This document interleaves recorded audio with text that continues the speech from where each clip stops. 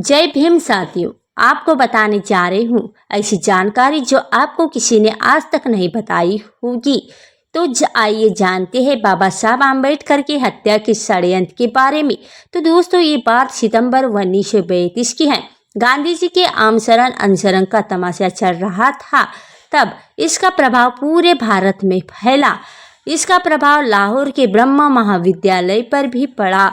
महाविद्यालय में प्रार्थना सभा के दौरान आचार्य विश्वबंधु जी ने गांधी जी के पक्ष में और डॉक्टर भीमराव अंबेडकर के विरोध में भाषण दिया था।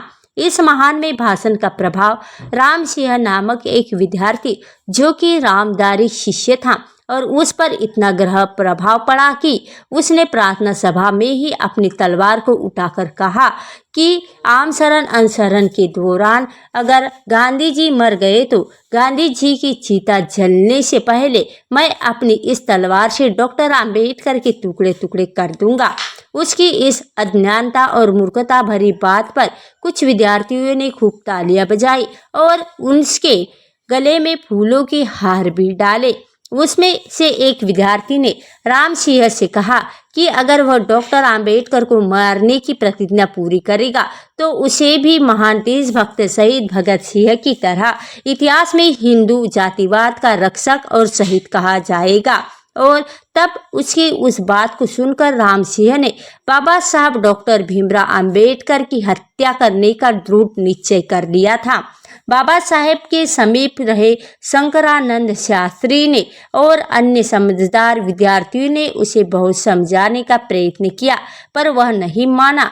25 दिसंबर 1932 को उसका पुणे जाने का प्रोग्राम बना। उसके लिए बहुत विद्यार्थियों रेल का किराया और खाने पीने के लिए चंदा जमा किया। शायद वह सपना देख रहा था कि कब पूना पहुंचे और कब डॉक्टर अंबेडकर को मारकर शहीद बने। 24 दिसंबर 1932 को रात्रि में रेडियो पर समाचार प्रसारित किया गया कि डॉक्टर अंबेडकर और गांधी जी के बीच समझौता कर दिया है। गांधी जी ने नींबू पानी पीकर अनशरण तोड़ दिया है। इस दुखद समाचार को सुनकर उसकर बहुत महान खुशी हुई, लेकिन राम सिंह का दिमागी सपना भंग हो गया था और वह सबसे बोलना बंद कर दिया था और वह बिना बताए 4 दिन बाद विद्यालय छोड़कर चला गया। शंकर आनंद शास्त्री अपनी किताब में लिखते हैं, 25 जनवरी 1944 का दिन था और उस घटना को 12 वर्ष बीत चुके थे। मैं उसे घटना को भूल चुका था और उस ऑफिस में बैठा था। तब चपरासी ने मुझे आकर कहा, साहब 3 व्यक्ति मिलने चाहते हैं और चिट्ठी देता है। उस चिट्ठी पर लिखा था, राम सिंह आपका पुराना साथी धम्म महाविद्यालय। उसका नाम पढ़ते ही मैं उठकर बाहर गया और तीनों का स्वागत करके उसको अंदर लाया। राम सिंह ने मुझे अपनी दास्तान बताई और कहा, 22 सितंबर साल 1932 के दिन उसने बाबा साहब को मारने की प्रतिज्ञा की थी। वह मेरी सबसे बड़ी और सबसे भारी भूल थी।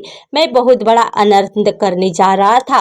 विद्यालय छोड़ने के बाद मैं अपने साथियों के साथ मंडला पंजाब नई दिल्ली बाबा साहब से मिलने गया और उनके पवित्र दर्शन करते ही मुझे एहसास हुआ कि मैं अपने संग रक्षक अपने मार्गदत्ता के पास हूँ।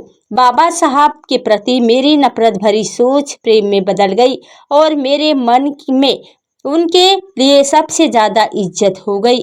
मैं बहुत मूर्ख था जो गांधी जी के रास्ते पर चल गया था और ऐसे महान सच्चे एक कार्य नेता को मारने की प्रतिज्ञा कर बैठा था।